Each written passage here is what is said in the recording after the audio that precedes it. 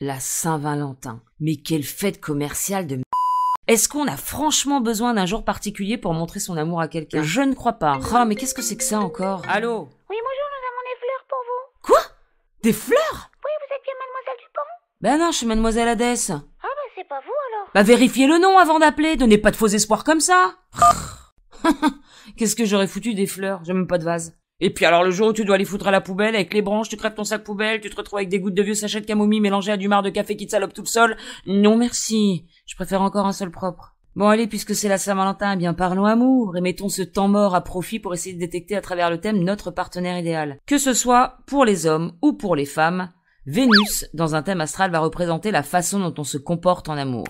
Avec une Vénus en Vierge, on aura tendance à montrer son amour en se rendant utile, en rendant service. Bah alors mon cœur, tu veux que je t'aide? Je vais le faire si tu veux. En y allant toujours de sa petite critique au passage, la Vierge quoi. En même temps chérie, regarde ton bureau, il est tout cracra. Regarde tes cheveux, t'as lavé tes cheveux, tu veux que je te les lave? Une Vénus en Sagittaire aura plus tendance à en faire des caisses, ce qui pourra fortement gêner une Vénus en Vierge, bien plus pudique et réservée. Mais arrête mon Dieu, arrête de donner un spectacle, là, tu vas nous faire remarquer. Oh, chut, plus c'est moche. Quant à la planète Mars, elle va représenter notre énergie physique et sexuelle. Lui, il a un Mars en Cancer. Alors il veut de la tendresse, de l'attention, de la douceur. Mais elle, avec son Mars en Scorpion, elle veut le manger tout.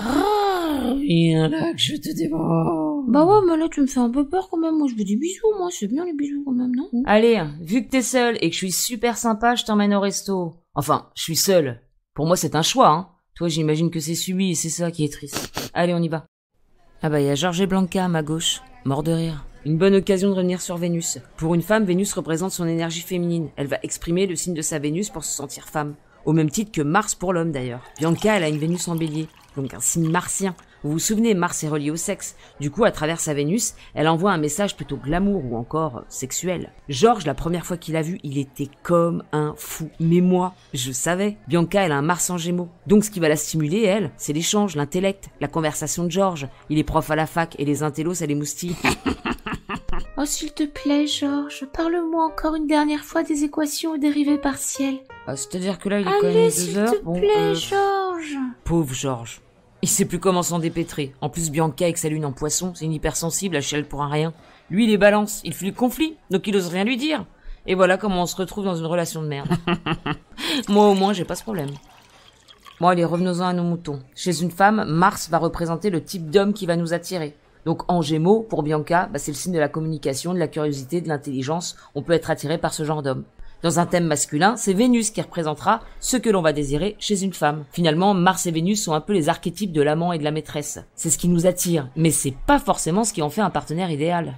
Pour ça, c'est plus le soleil qu'on va regarder chez la femme et la lune chez l'homme. Quand on sait que ça représente aussi les parents dans un thème, le soleil pour le père et la lune pour la mère, on comprend mieux le complexe d'Oedipe. À ma droite, c'est Daniel et Mathilde. Il est fou amoureux d'elle. Elle pas trop. Elle a accepté l'invitation pour lui faire plaisir. Puis il est taureau, il a aussi une lune en taureau. Elle savait qu'il allait choisir un bon resto et en plus il a une Vénus en lion, donc il est très généreux. Et c'est là parfois où le bas blesse. Avec une lune en taureau, il a besoin d'une femme plutôt traditionnelle, avec un côté bon vivant, avec qui on prend du plaisir, qui apporte une certaine forme de sécurité. Sauf que Daniel, il a une Vénus en lion. Du coup, il est très attiré par Mathilde, parce qu'elle incarne cette énergie. Elle sait se mettre en avant, elle est assez fière, accomplie, elle a du caractère, elle est solaire. Mais avec elle, jamais son besoin de sécurité ne sera comblé. En plus, elle a une Vénus en Verseau, gros besoin d'indépendance, de liberté, très détaché.